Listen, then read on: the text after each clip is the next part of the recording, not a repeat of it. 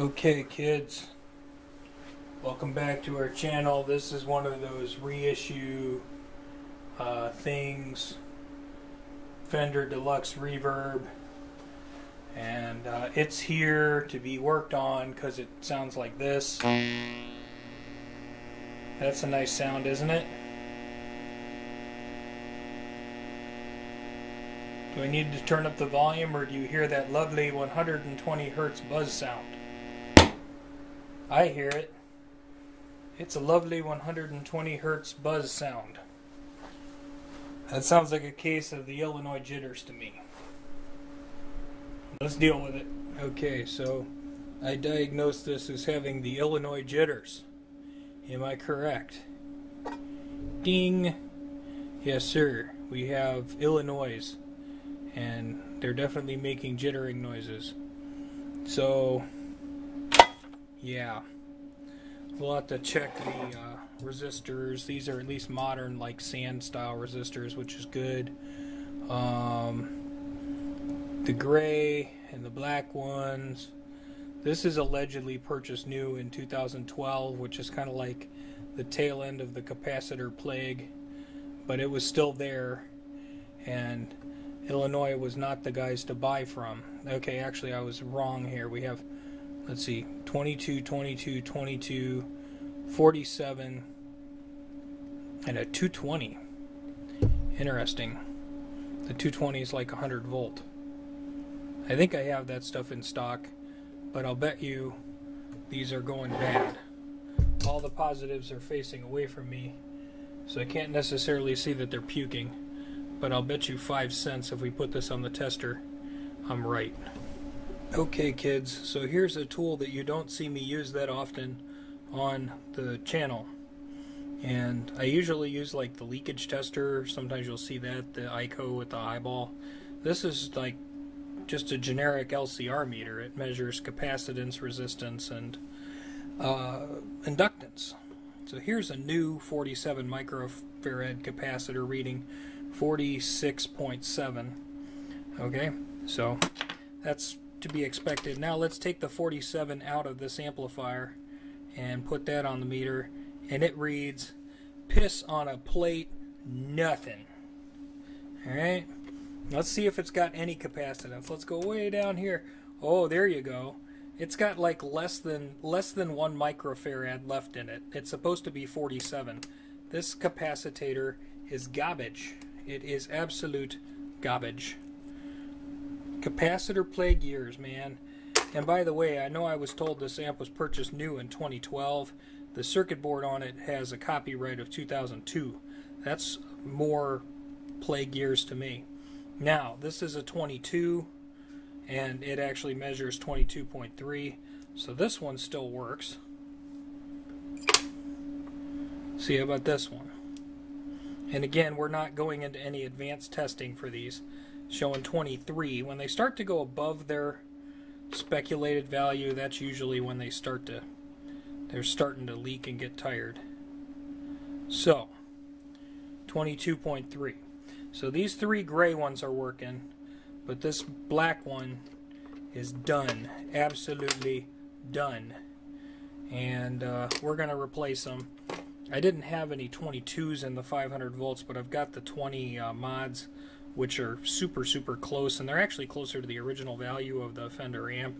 They will work fine as a replacement for that, and then I'm going to have to suss out what I can do for that. I'm sure I have something close enough for jazz. In filters, you can fudge a little bit, 2-3 microfarad. You're not going to hurt anything, keep within like a reasonable range. This is probably for the bias circuit anyway, and 220 is probably a high value anyway, but yeah, this one I'm not too worried about screwing that one up. But yeah, this was your problem, this ugly boy right here, and I'm sure its friends probably weren't far behind it, but yep. Okay, so technically I could be done, because the problem was this one, but this one of course is replaced with the F&T, the German one that everybody gets all giddy about. Yeehaw. So happy towns here, but I talked to dude and I told him what it would cost to, like, you know, do the filters, and then, which there is one more that's kind of a filter on the other side, and then you know, or I could just go through and do the rest of them. And he elected just to, you know, do it right, because it's early 2000s, man. This was the cat plague. The Illinois Jitters gone. Yeah, actually, I don't want to piss on Illinois too hard. Their current line of capacitors is better than it was in the early 2000s. Is it fantastic? But is it terrible? No. Was it terrible when this amp was made? Oh yes. Okay, so since I'd rather eat glass than have to disconnect all of these transformer wires, I discovered if I disconnect the bias pot from the chassis and unplug the front panel, you can get this to 90 degrees, which should give us enough room to work. Okay, so I learned that this board doesn't like to take heat very well, so desoldering's a pain in the neck, and the pads want to lift up, so that was fun. So you may want to opt for wicking or something. They use the lead-free solder. This has a tested sticker that says 212, so Buddy's saying he got this around 2012 sounds realistic. It doesn't change the fact that that one capacitor was toast. And there may be other ones in there that are toast too, because I didn't test these anymore. They were just part of the deal. So these were all 22s. That was a 4.7, and then we got some more 22s. 22 at a higher voltage, like 63 volts, and then that's 100 microfarad.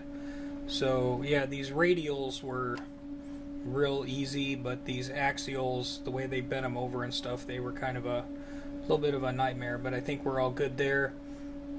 So I could technically just say I'm done, but I'm going to put this on the bias boss and make sure they're not roasting the tubes or something wacky there.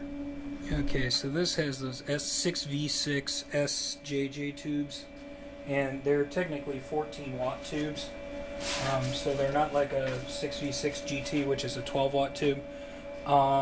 Based on the fact that we got 400 volts on the plate, this one at like 20 milliamps is about right. This other one's drawing a little hard, so I kind of want to help it out and do it a favor by calming this bias down a little bit. So this one I would say is at about 27, which is overkill. We don't want to be that far. That's at 77% dissipation. So let's see, what would a good goal be? 24 milliamps maybe? Yeah, 24 for this tube. So if I can just take that down just a little bit. Let's try that.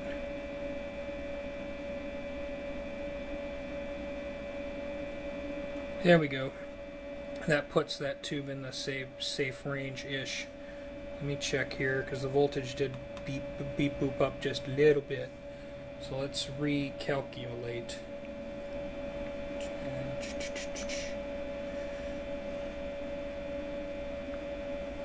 Yeah, so at 24 milliamps and 410 volts, that's like right at the 70% mark. So this one's running at the 70% mark, and this one's drawn a little less. That one's drawn 20 milliamps. So that one's like at 60. So these are, once upon a time, were a balanced set of tubes, but they're not nearly as balanced as they once were. But we've got it calmed down just a titch, and that should be fine. Otherwise, everything seems to be working. I don't have a way to check the reverb without going and getting RCA jacks in the tank, but I did put the foot switch thing across the tremolo low, and it's tremoloing, so that's good. And other than the buzzing sound, which was my open lead laying on the ground or whatever, it's quiet. I think everything's kosher. If there's any other news to report, I'll tell you. Okay, so I think we're pretty good. We don't have any like crazy bad evil noises or nothing. It didn't go zap or pow or anything when I turned it on or off.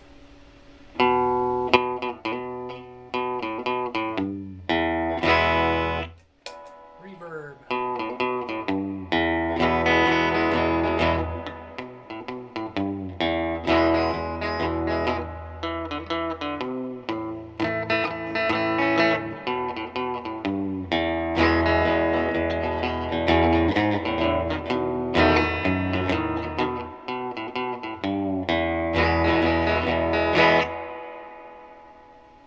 And then tremolo works too.